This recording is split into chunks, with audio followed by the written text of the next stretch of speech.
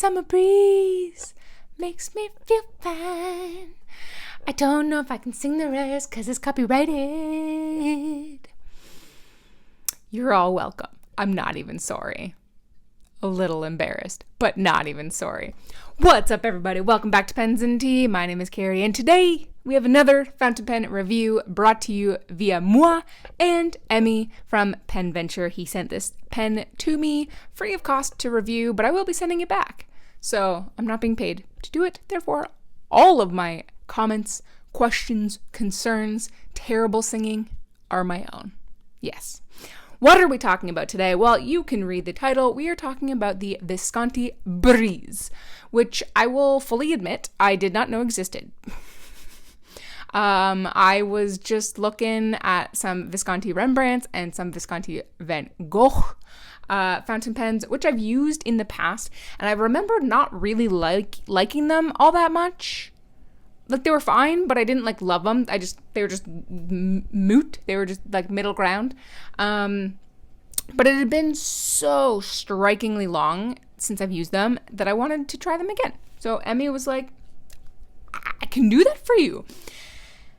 And then I came across this guy and I was like, Visconti Breeze. What is that?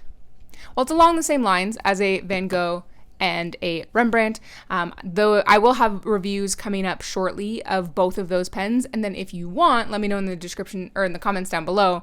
If you want, I'll do a quick comparison video between the three of them because they're relatively similar, but there are some differences.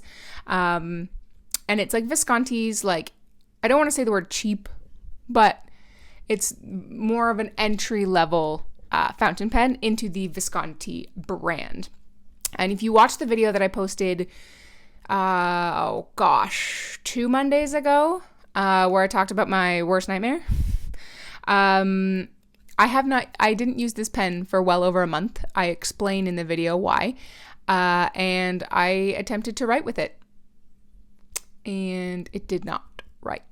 I had to prime it and get it going again. So, note to self, there is a seal mechanism in the cap, but I have Robert Oster Fire and Ice in here, and that's a very sheening ink, so I guess the cap just wasn't good enough to seal it and not use it for a month. So I guess that's a -1 against the pen, but it's really the only negative. The one cool thing about this and the other pens too is they are magnetic, which is just a fun sound. Not that I am an ASMR artist, as they call themselves, or really all into ASMR that much, although sometimes the TikTok videos do get me from time to time. But I just think that the magnet is cool. It's fun to play with, and it makes it super, super, super easy if you're just taking quick notes here and there. But the pen is basically a torpedo shape fountain pen. That's pretty much just a straight line piece of plastic with a bit of metal on it. It's very cool looking though, piece of plastic with a bit of metal on it. Has the typical Visconti, here I'll try and get my face out of there so it'll actually focus on it. The typical Visconti Pontivecchio designed clip, which is really easy to manipulate even one-handed. You just kind of pinch it up. And then it does have the words Visconti Breeze in the decorative band for when you take off the cap, like that. And then boom, it's closed. But that's pretty much it. The rest is just the fancy shimmering plastic. And it's beautiful. It's got a little metal butt on the bottom here. I don't know why. If anybody does, let me know. Because it seems like an odd design choice. My only thought is that it's injection molded plastic and that just fills the hole. I don't know. But there's no finial. It's just the clip itself. And then when you uncap, you have no threads because it is magnetic. And you have the grip section, which is the same plastic. And then you have another thing that I do find a little bit annoying. This little step here gets some ink stuck there when you fill the pen. So that is a little bit annoying. You got to be careful when you're cleaning the pen, like wiping it off after you've inked it up.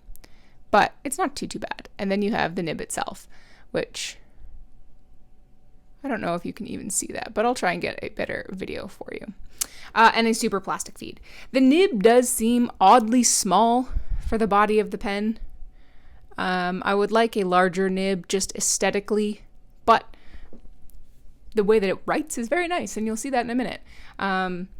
It's functional, it's fine, but I would wish that it was slightly bigger just to aesthetically complement the pen a bit better. Typical plastic feed. Sits very nicely in my hand. It's pretty darn light, but if you wish, you can definitely post it. It becomes pretty long at that point, but I'm also biased against posting. It's not super back-weighted or anything like that, so that's cool. And then if you unscrew the body, which I do here, it does come with a converter. And it is not. I was going to say it's not, and then my brain went, it is not proprietary, so you can just use a standard international. But there's not a whole lot to discuss about the way that it looks, so let's flip the camera around and talk about how it writes.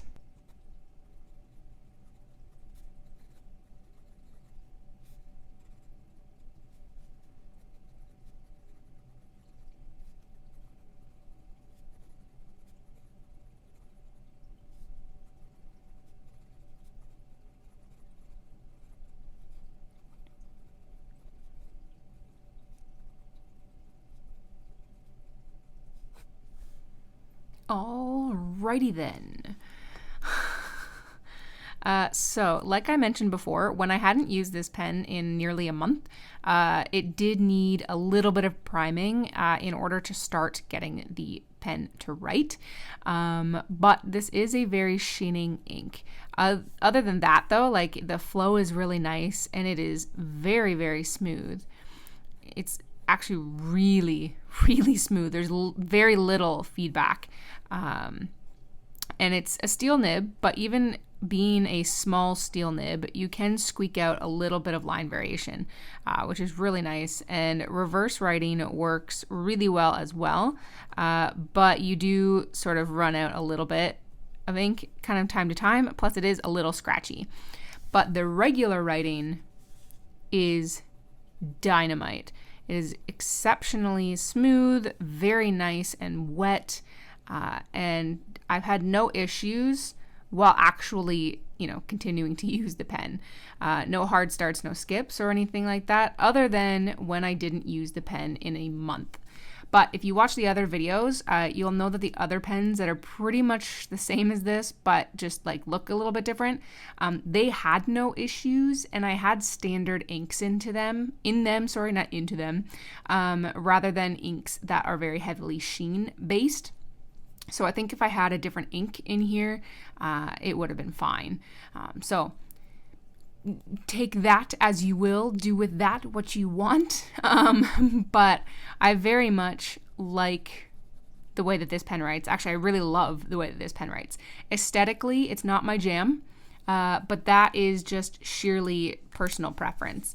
So do I recommend that people pick one up? Yeah. 100%. If aesthetically this is your jam, then do it and you won't regret it, because it writes really, really well. So Emmy, thank you for sending this to me for the purposes of review. If you liked it, let me know what your thoughts are in the comments section down below. And while you're down there, you might as well check out the description if you would like to help support me on Patreon, like so many do. And oh my goodness gracious, words will never, ever, ever be able to express how grateful I am for those who support me on Patreon. Check out the like button if you want to smash that guy for me. And then, you might as well subscribe if you haven't yet, because 55% of the people who watch my videos aren't. I make content every Monday and Friday and the occasional Tuesday. But regardless of whether you do any of that ramble, if you've made it this far, you are the reason I make these videos. I thank you very much, and I'll see you next time.